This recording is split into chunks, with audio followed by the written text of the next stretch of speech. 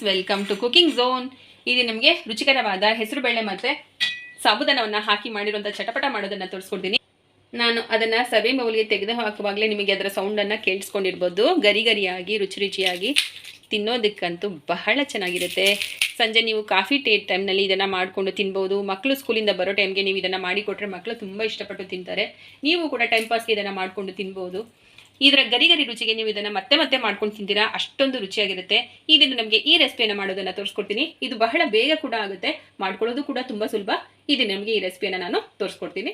ಬಾಣಲೆಗೆ ಈ ಕಪ್ನಲ್ಲಿ 3 ಕಪ್ನಷ್ಟು ನೀರನ್ನು ಬಿಸಿ ಮಾಡಲಿಕ್ಕೆ ಇಟ್ಕೊಂಡಿದ್ದೀನಿ. ನೀರು ಕುದೀತಾ ಇದೆ. ಈಗ ನಾವು ಅಕ್ಕಿ ಹಿಟ್ಟನ್ನು ಹಾಕ್ಕೊಳ್ಳೋಣ. ನಾನು ಯಾವ ಕಪ್ನಲ್ಲಿ ನೀರನ್ನು ತಗೊಂಡಿದ್ದೀನೋ ಅದೇ ಕಪ್ನಲ್ಲಿ 2 ಕಪ್ನಷ್ಟು ಅಕ್ಕಿ ಹಿಟ್ಟನ್ನು ನೀರಿಗೆ ಹಾಕೊಳ್ಳೋಣ. ಮೊದಲಿಗೆ ನಾನು ಇಲ್ಲಿ ಸ್ಟೌವನ್ನು ಆಫ್ ಮಾಡ್ಕೊತಾ ಇದ್ದೀನಿ. ನಂತರ ನಾನು ಅಕ್ಕಿ ಹಿಟ್ಟನ್ನು ಹಾಕ್ಕೊತಾ ಇದ್ದೀನಿ. 2 ಕಪ್ನಷ್ಟು ಅಕ್ಕಿ ಹಿಟ್ಟನ್ನು ಹಾಕ್ಕೊಂಡಿದ್ದೀನಿ. ಈಗ ಇದಕ್ಕೆ ನಾವು ರುಚಿಗೆ ತಕ್ಕಷ್ಟು ಉಪ್ಪನ್ನು ಹಾಕ್ಕೊಳ್ಳೋಣ. ಇಲ್ಲಿ ನಾನು ಒಂದು ಕೋಲಿನ ಸಹಾಯದಿಂದ ಇದನ್ನು ಚೆನ್ನಾಗಿ ಮಿಕ್ಸ್ ಮಾಡ್ಕೊತಾ ಇದ್ದೀನಿ. ನಾನು ಬಿಸಿಯನ್ನಾರೋದಕ್ಕೆ ಒಂದು ಅಗಲವಾದ ತಟ್ಟೆಗೆ ಇದನ್ನು ಹಾಕ್ಕೊಂಡಿದ್ದೀನಿ. ಇದು ಕೈ ಮುಟ್ಟೋ ಅಷ್ಟು ಬೆಚ್ಚಗಾದ ನಂತರ ನಾವು ಇದಕ್ಕೆ ಸ್ವಲ್ಪ ಓಂ ಕಾಳನ್ನು ಕೈಯಿಂದ ಈ ರೀತಿ ಉಜ್ಜಿಬಿಟ್ಟು ಹಾಕ್ಕೊಳ್ಳೋಣ.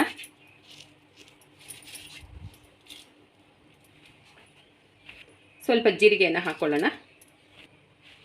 1 ಟೀ ಸ್ಪೂನಷ್ಟು ಹಚ್ಚ ಖಾರದ ಪುಡಿಯನ್ನು ಹಾಕ್ಕೊಳ್ಳೋಣ. ನಿಮಗೆ ಖಾರ ಹೆಚ್ಚಾಗಿ ಬೇಕಿದ್ರೆ ನೀವು ಹೆಚ್ಚಾಗಿ ಹಾಕ್ಕೊಳ್ಳಿ. ಸ್ವಲ್ಪ ಬಿಳಿ ಎಳ್ಳನ್ನು ಹಾಕ್ಕೊಳ್ಳೋಣ.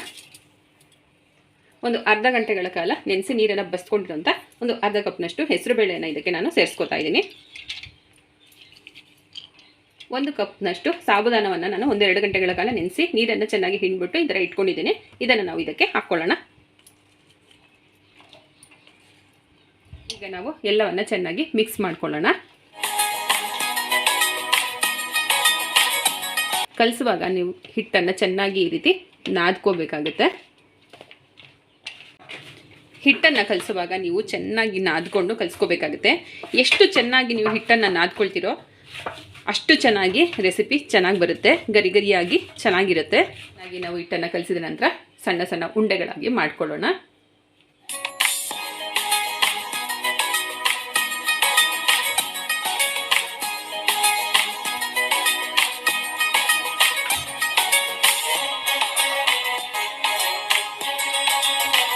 ಪ್ರೆಸ್ಸರನ್ನು ತೊಗೊಂಡಿದ್ದೀನಿ. ಇದರ ಪ್ರೆಸ್ಸರ್ಗೆ ನಾನು ಬಿಸ್ಕೆಟ್ನ ಒಂದು ಶೀಟನ್ನು ತೊಗೊಂಡಿದ್ದೀನಿ. ನೀವು ಯಾವುದೇ ಪೇಪರನ್ನು ಹಾಕೋಬೋದು, ಎಣ್ಣೆ ಕವರನ್ನು ಕೂಡ ಹಾಕೋಬೋದು. ಇದಕ್ಕೆ ಸ್ವಲ್ಪ ಎಣ್ಣೆಯನ್ನು ಹಾಕಿಬಿಟ್ಟು ನಾವು ಗ್ರೀಸ್ ಮಾಡ್ಕೊಳ್ಳೋಣ. ಮಾಡ್ಕೊಂಡಿರೋಂಥ ಉಂಡೆಯನ್ನು ಇದರಲ್ಲಿ ಇಟ್ಟು ಪ್ರೆಸ್ ಮಾಡ್ಕೊಳ್ಳೋಣ. ನೀವು ಪ್ರೆಸ್ಸರಲ್ಲಾಗಿ ಮಾಡ್ಕೊಳ್ಳಿ, ಅಥವಾ ಪ್ರೆಸ್ಸರ್ ಇಲ್ಲ ಅಂದರೆ ಈ ಥರ ಶೀಟ್ ಮೇಲೆ ನೀವು ಒಂದು ಕಪ್ ಅಥವಾ ಲೋಟದ ಸಹಾಯವನ್ನು ತೊಗೊಂಡು ಈ ರೀತಿ ಸ್ವಲ್ಪ ತೆಳುವು ಅಲ್ಲ ಮಂದನೂ ಅಲ್ಲ, ಈ ರೀತಿ ನೀವು ಇದನ್ನು ಮಾಡ್ಕೋಬೇಕಾಗುತ್ತೆ. ಈಗ ನಾವು ಎಣ್ಣೆಯನ್ನು ಬಿಸಿ ಮಾಡಲಿಕ್ಕೆ ಇಟ್ಕೊಂಡಿದ್ದೀವಿ. ಇದನ್ನು ನಾವು ಎಣ್ಣೆಗೆ ಹಾಕ್ಕೊಳ್ಳೋಣ. ನಾನು ಇದನ್ನು ಎಣ್ಣೆಗೆ ಹಾಕ್ಕೋತಾ ಇದ್ದೀನಿ. ಸೈಜು ದೊಡ್ಡದಾಗಿ ಬೇಕಿದ್ರೆ ದೊಡ್ಡದಾಗಿ ಹಾಕ್ಕೊಳ್ಳಿ, ಚಿಕ್ಕದಾಗಿ ಬೇಕಿದ್ರೆ ಚಿಕ್ಕದಾಗಿ ಹಾಕ್ಕೊಳ್ಳಿ. ಎಣ್ಣೆಯನ್ನು ನೋಡಿಕೊಂಡು ನೀವು 1, 2, 3 ಎಷ್ಟು ಇಡ್ಸುತ್ತೋ ನೀವು ಅಷ್ಟನ್ನು ಹಾಕ್ಕೊಂಡು ಫ್ರೈ ಮಾಡ್ಕೋಬೇಕು. ಇಲ್ಲಿ ನಾನು 4 ಹಾಕ್ಕೊಂಡಿದ್ದೀನಿ. ಸ್ವಲ್ಪ ಕಡಿಮೆ ಹಾಕ್ಕೊಳ್ಳಿ, ಎಣ್ಣೆಯಲ್ಲಿ ಚೆನ್ನಾಗಿ ಮತ್ತು ಬೇಗ ಬೇಯುತ್ತೆ. ಅದನ್ನು ಹಾಕಿರೋದ್ರಿಂದ ಅದು ಸ್ವಲ್ಪ ಚಿಟಪಟ ಅನ್ನುತ್ತೆ. ಆದಷ್ಟು ಹುಷಾರಾಗಿ ಮಾಡ್ಕೊಳ್ಳಿ. ಒಂದು ಕಡೆ ಫ್ರೈ ಆದ ನಂತರ ನಾವು ಮತ್ತೊಂದು ಕಡೆ ತಿರುಗಿಸ್ಕೊಳ್ಳೋಣ.